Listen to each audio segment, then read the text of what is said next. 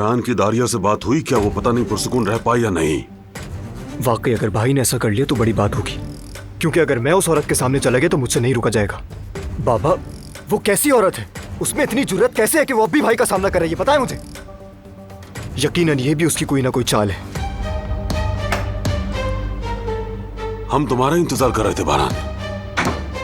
दारिया क्या कहना चाहती थी तुमसे?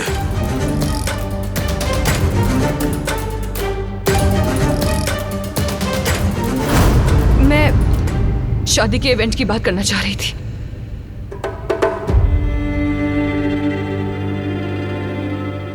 सब कुछ मैंने ही किया था। क्या कह रही हो तुम?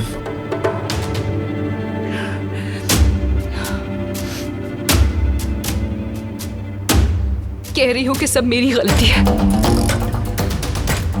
सिर्फ दिलान के अगवा और गोली लगने की ही नहीं, शादी में जो हमला हुआ और तुम पर जो गोली चली, उस सब की जिम्मेदार मैं हूं। यानी सब कुछ अपने जिम्मे ले रही है, यहां तक कि शादी पर हमले की जिम्मेदारी भी। कैसे कर सकती वो ऐसा? वो इतना अरसा हमारे साथ हमारे घर में रही और हमारी आंखों में धूल झोंकती रही, हमें जरा भी अंदाजा नहीं होने दिया। उसमें इतनी जुर्रत आई कैसे भाई? वो कैसे किसी की जान ले सकती है? और हाँ, जो कुछ भी उसने भाभी के साथ किया वो भी उसी का हिस्सा होगा। देखो बेटे, दिलान से तो उसकी दुश्मनी थी, लेकिन एक शख्स को मरवाने के लिए किसी को पैसे देना और फंक्शन पर फायरिंग करवाना, ये अकेले दारिया नहीं कर सकती।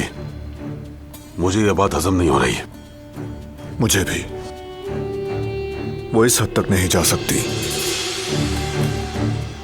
क्योंकि ना उसके पास इख्तियार है और ना हिम्मत।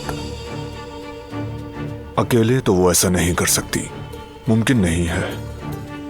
जरूर इसके पीछे कोई और भी है, किसी और का प्लान है ये। तो अब हम क्या करेंगे भाई, बताइए। ये पता लगाना होगा कि जेल में किस किस से मिली है वो। बस ये मैं पता लगा लूंगा।